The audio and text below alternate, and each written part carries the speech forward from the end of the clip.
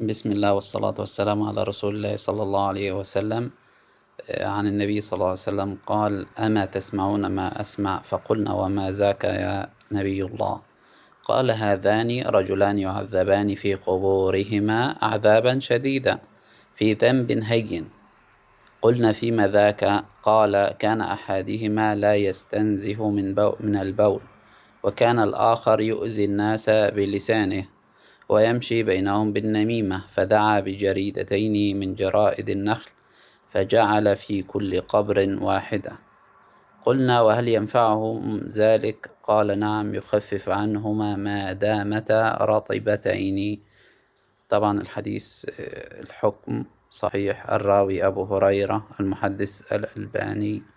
المصدر صحيح الترغيب، صفحة رقم 2823.